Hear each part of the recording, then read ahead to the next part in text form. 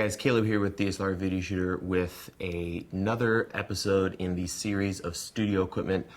Today we're going to be looking at some smaller parts that I use with light stands. Obviously I have a ridiculous setup here. I've got a C-stand on the table as well as a normal light stand over here.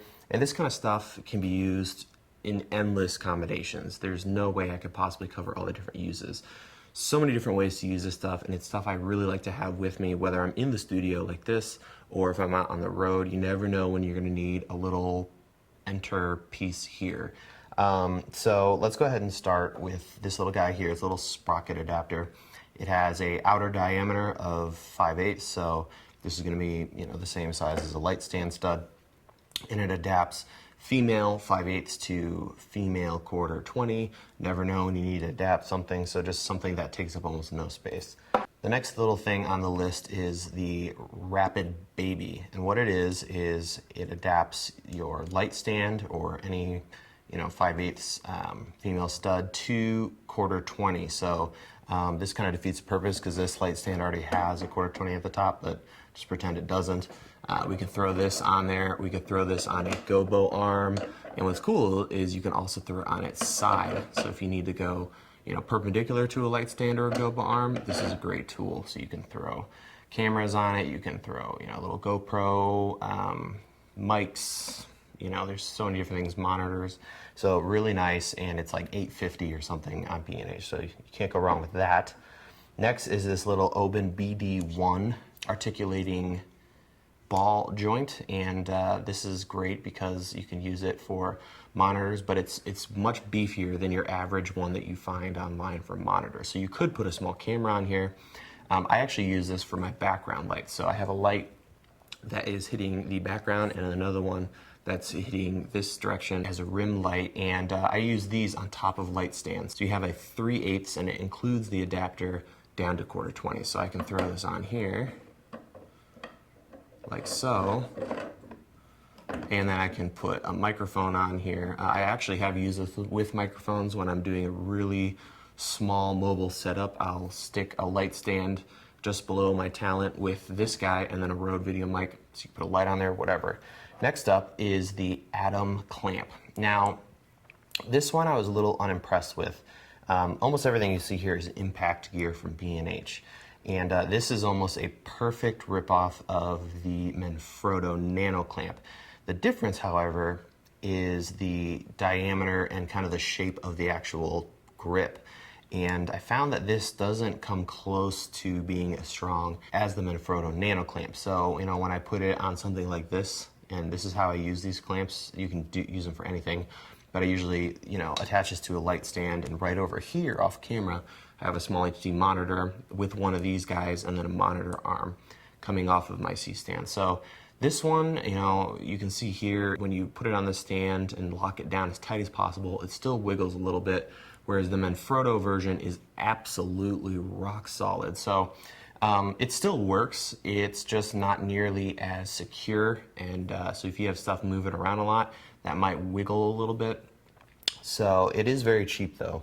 You can get this for under $20, whereas the Manfrotto version is up around $35. So if you're really strapped for cash, you can save $15 and get one of these guys instead. It does have a very nice ratcheting handle, so that makes attaching and removing things very easy. And you get a female 1/4-20 as well as a female 3/8. So next up is the camera platform, and you could use it for a camera, but you can use this for anything. There's so many different uses for this. It's around $11, so you can't really go wrong there. And so you have a little platform here that has some rubber on it and a 1/4-20 thread. This is where you would mount a camera. I've actually used it to mount a microphone. For some reason I didn't have the right gear on a shoot, but I was able to whip this guy out and throw the microphone on it. And then on the end here you have 2 5/8 female attachment points, and then also a smaller, I think that's 3/8, and you could use that for the smaller arms, the mini ones. I don't know what they're called. I should know probably. And you got these nice knobs, so this could be thrown on the end of a gobo arm. I've done that a lot. You could also throw it on a light stand, and if you wanted to get a camera really high, you could throw this on a C-stand with a gobo arm, raise that sucker super high, and get really flexible with that. So great little tool to have, only costs $11. Next up is a grip head with a super clamp. This is also from Impact, and I found some things I liked about it and some things I didn't like about it. The actual super clamp, which is right here, is designed to hold an ungodly sum of weight and attach to anything. So here we have a C-stand.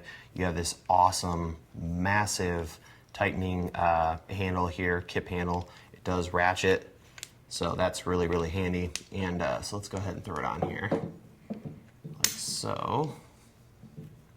Tighten it down. Once you get it just barely snug, there's no way that's gonna come off. And then the second part of this, you can buy the super clamp on its own. And the second part of this though is this really cool kind of gobo head here that you can attach.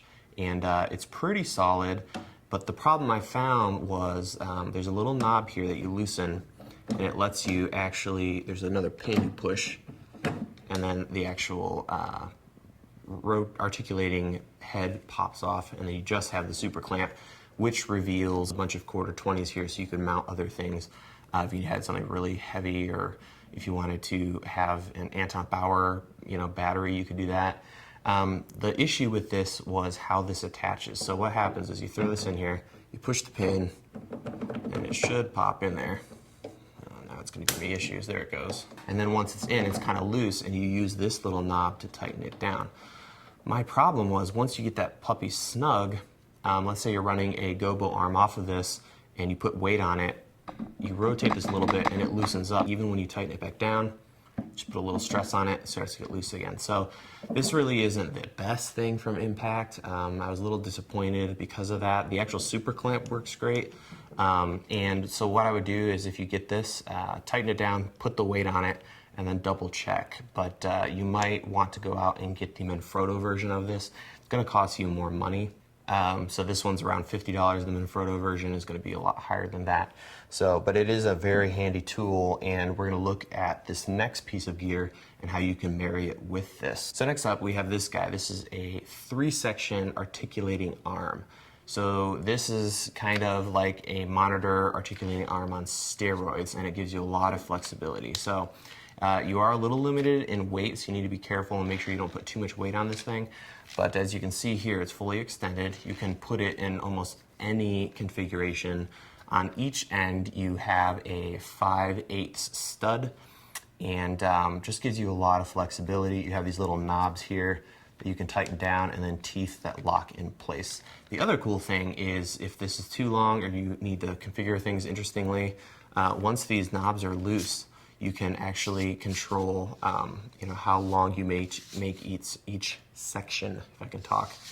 And then once you have everything the way you want it, just lock it down, and you have a nice rigid setup. Again, you're not going to want to put too much weight. I'll put at the bottom of the screen the weight limit on this. They make one that is a 2-section instead of a 3-section.